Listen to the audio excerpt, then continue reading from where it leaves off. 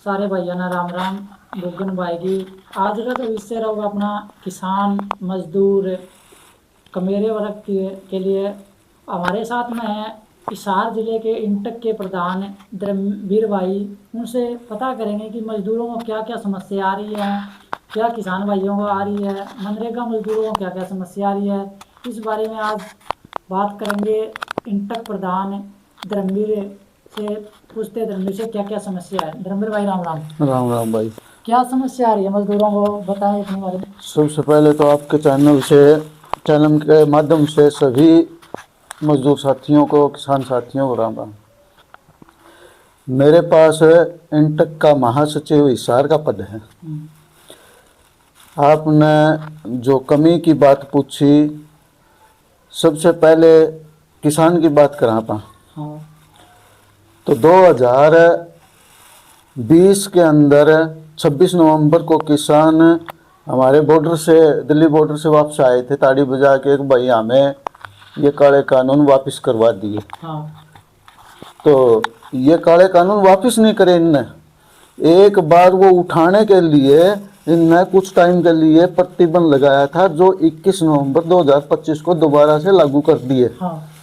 और इसके अंदर इन तीन काले कानूनों के अंदर ऐसे प्रावधान है कि जिसकी जमीन है उस जमींदार को पता भी नहीं चलेगा कि तेरी जमीन चली गई।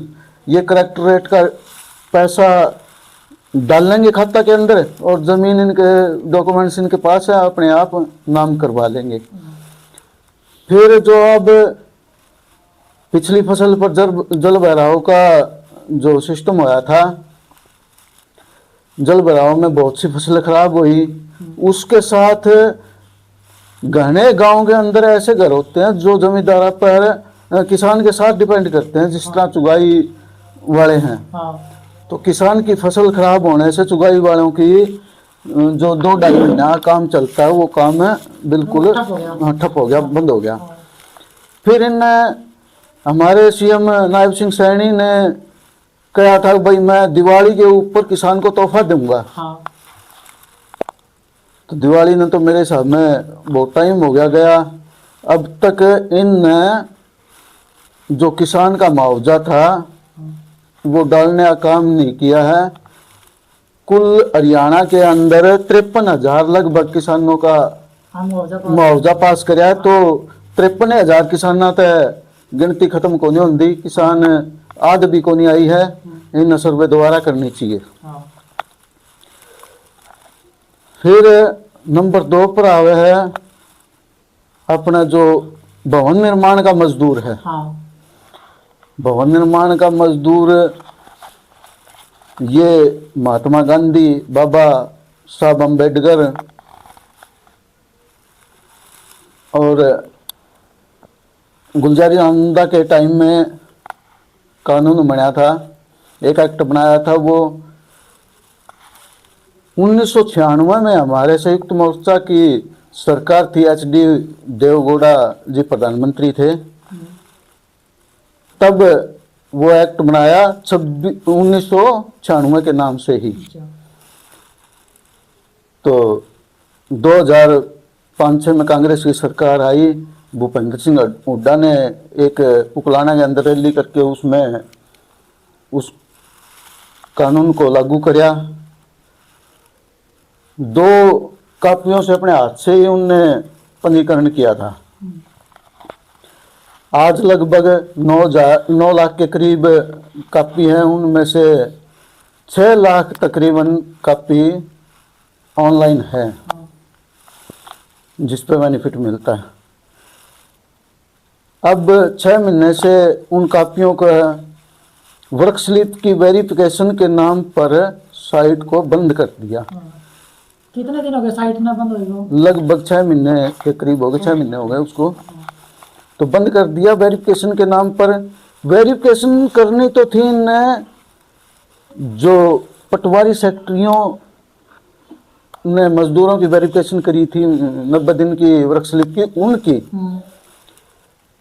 पोर्टल बंद करके तो वेरीफाई करने का कोई लॉजिक ही नहीं है। इनने पहली बार ऐसा काम कराया। वेरिफिकेशन पहले भी हुई है, साइट चलती रही, काम होते रहे। हाँ, अब इन 1500 करोड़ का घोटाला बता के दोबारा भी बात नहीं बनी, तीसरी बार वेरिफिकेशन दे दी।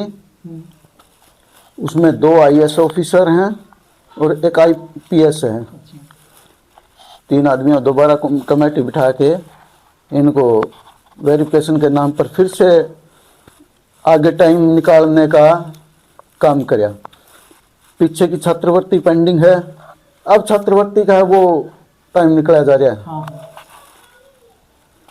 तो इनकी मंशा कुछ अंदर से और है, बाहर से कुछ और है।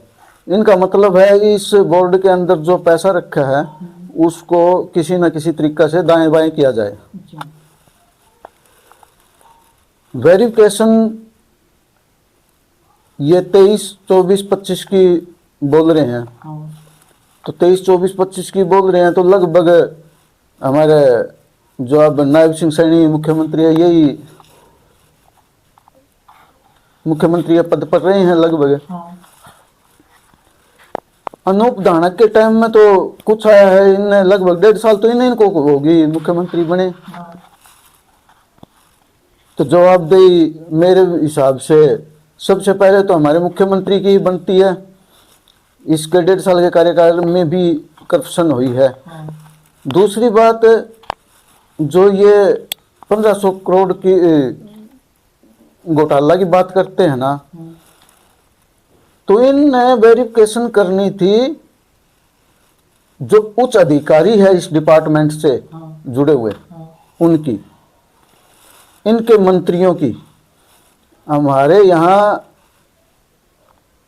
श्रम मंत्री श्री अनूप धानक जी थे, उसके टाइम में कैंप लगाया, स्कूटरी कैंप के अंदर दी, हाँ, कापी अप्रूव करी, 1100 रुपये कापी अप्रूव करके इनाम पैसे डाले।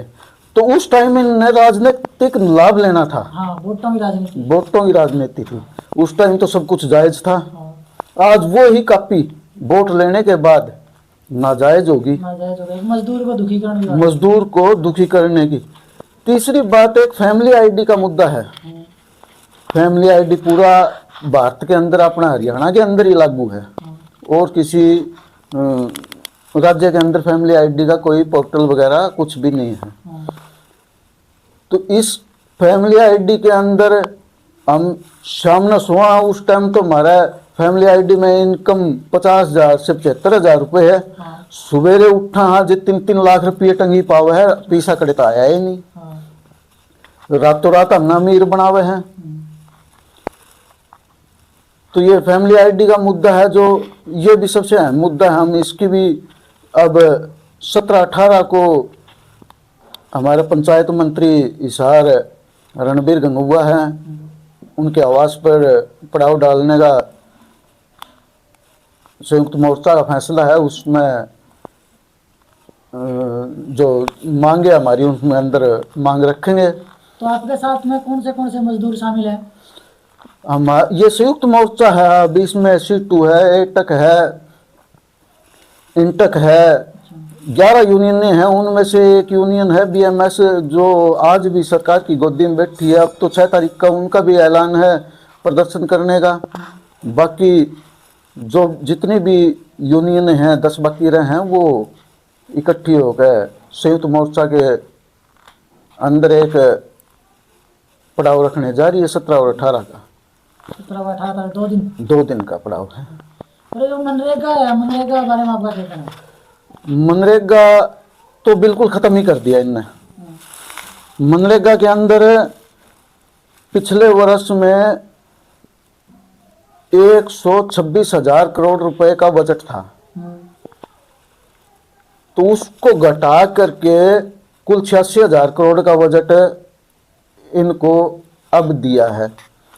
यदि